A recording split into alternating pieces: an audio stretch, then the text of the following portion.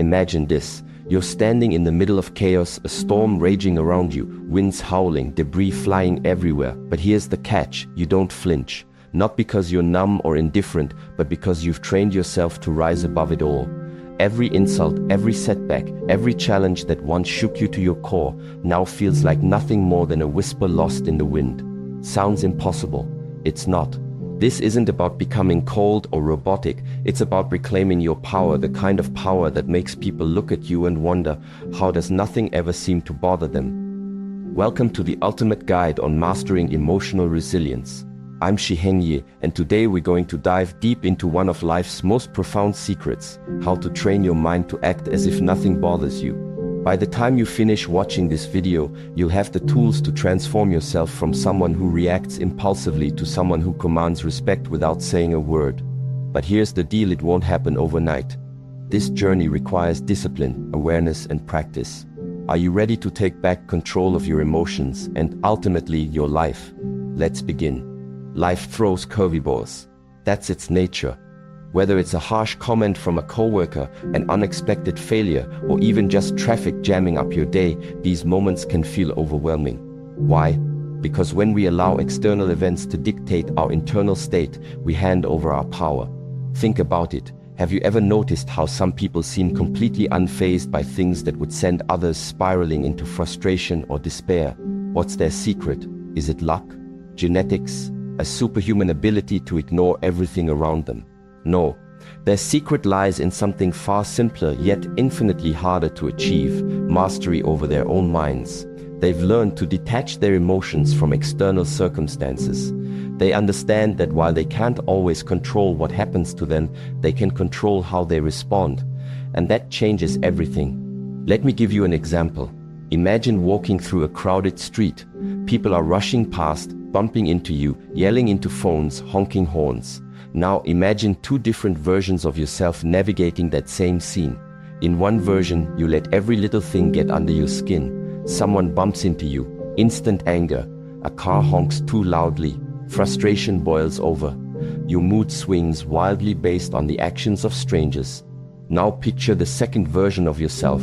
Same crowded street, same chaos, but this time you glide through it like water flowing effortlessly around rocks. You notice the noise, the commotion, but none of it touches you. You remain calm, composed, unbothered. Which version of yourself do you want to be? The truth is, the difference between those two versions isn't magical. It's not reserved for special individuals born with innate composure. No, the difference comes down to one thing: training. Just like any skill, emotional resilience can be developed. It starts with small, deliberate choices and builds into a habit that becomes second nature. So where do we start? First, let's talk about perception. How you interpret situations plays a massive role in how they affect you. Consider criticism, for instance. Most people crumble under criticism because they take it personally. They believe that someone else's opinion reflects their worth. But here's the reality. Criticism is nothing more than someone else's perspective. It says more about them than it does about you. When you shift your mindset to see criticism as data rather than judgment, you stop letting it shake you. Take constructive criticism, for example. If someone offers feedback rooted in experience and genuine intent to help, then yes, consider it. Learn from it. Adapt. But destructive criticism, the kind designed to tear you down, born out of jealousy or insecurity, that's worthless unless you choose to internalize it. And why would you do that? Why give someone else's negativity the power to define you? Here's another powerful lesson: silence. In a world obsessed with noise, silence is a weapon. Most people talk to fill space, to gain validation, to prove something. But the strongest individuals, they speak only when necessary. Their words carry weight because they are measured, intentional, and rare. When you master the art of silence, you shift power dynamics in your favor. You become the observer, the strategist, the enigma that others try desperately to figure out. Think about it. In a conversation, who holds more control, the person constantly talking, revealing their thoughts, insecurities, and intentions, or the person who listens intently, observes closely, and chooses their words carefully?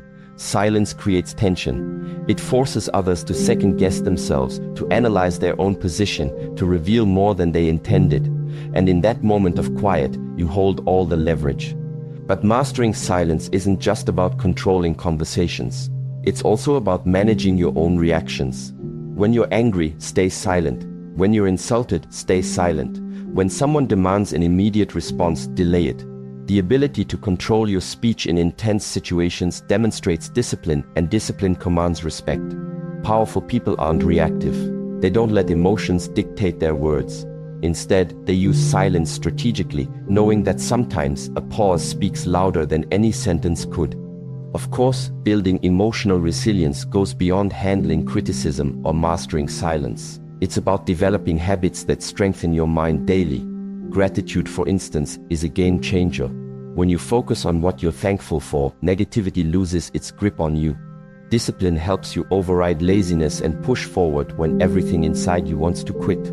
Detachment allows you to separate yourself from outcomes, understanding that while you can't control the world, you can always control your response to it. And let's not forget preparation. Life is unpredictable, but adversity is inevitable. The strongest individuals don't wait for pressure to arrive, they train for it. Mentally rehearse worst-case scenarios. Condition your mind to remain steady under stress. When you do this, nothing catches you off guard. You become a strategist, not a reactor. While others scramble in panic, you move with precision, responding instead of reacting. One way to build this mental fortitude is through visualization techniques. Spend 5 minutes each day imagining challenging situations, losing a job, facing rejection, dealing with conflict, and envision yourself handling them with poise and clarity. This practice rewires your brain to default to calmness instead of chaos when real-life challenges arise. Over time, these mental rehearsals translate into tangible confidence. You'll find yourself saying, "I've been here before," even if only in your mind. Another critical aspect of emotional resilience is self-awareness. Many of us react impulsively because we fail to recognize our triggers. Take time to reflect. What pushes your buttons? Is it being interrupted during a meeting? Receiving vague instructions? Feeling excluded from group discussions? Once you identify your triggers, you can create strategies to manage them. For example, if interruptions frustrate you, remind yourself that staying composed reinforces your professionalism. If exclusion bothers you, reframe it as an opportunity to observe dynamics without bias. Awareness empowers action. Additionally, remember that physical health directly impacts mental strength. Sleep deprivation, poor nutrition, and lack of exercise weaken your ability to regulate emotions. Prioritize your body as much as your mind. Go for a walk when you feel overwhelmed. Drink water throughout the day. Get at least 7 hours of sleep. These small acts compound over time, creating a foundation of stability that makes emotional resilience easier to achieve. Finally, surround yourself with people who uplift and challenge you. Toxic environments breed toxicity within us. On the flip side, supportive communities foster growth. Seek mentors who embody the traits you admire. Connect with peers who inspire you to be better. And most importantly, set boundaries with anyone who drains your energy. Protecting your inner circle ensures you're surrounded by positivity, which fuels your journey toward unshakable strength. In conclusion, mastering your emotions isn't about suppressing feelings or pretending everything is fine when it's not. It's about cultivating awareness, developing tools to navigate life's storms, and choosing responses that align with your values. It's about becoming the version of yourself who glides through chaos untouched, not because you're immune to pain, but because you've trained yourself to rise above it. So ask yourself, are you ready to take back control? Are you willing to invest in the work required to become unshakable? If the answer is yes, commit to one action today. Maybe it's practicing gratitude for 3 things before bed. Maybe it's pausing before reacting to a frustrating email. Whatever step you choose, embrace it fully. Progress happens incrementally, but consistency compounds. Before long, you'll look back and realize just how far you've come. Until next time, this is Shi Heng Yi signing off. Stay strong, stay focused, and above all, stay unshakable. All of this leads us to a crucial point, letting go of what you can't control. Suffering often stems from attachment to outcomes, expectations, or things outside of our influence. We cling tightly to how we think life should unfold, and when reality doesn't align with our desires, we feel pain. True mental strength lies in releasing that grip. Picture a river. Water flows around obstacles, never resisting, never fighting. It adapts.